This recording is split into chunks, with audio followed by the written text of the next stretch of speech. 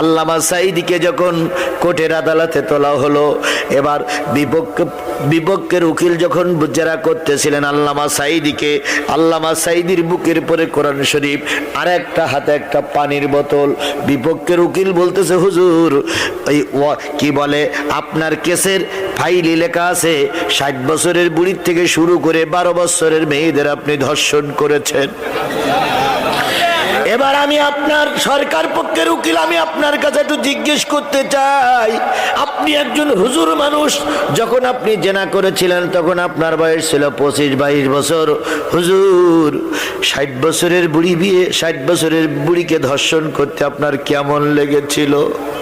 আল্লামা সাঈদীর চোখ বেয়ে বেয়ে পানি পড়তে স্যার বলতেছে, আল্লাহ তুমি ছাড়া এ কথা শোনার মতন আর কেউ নাই।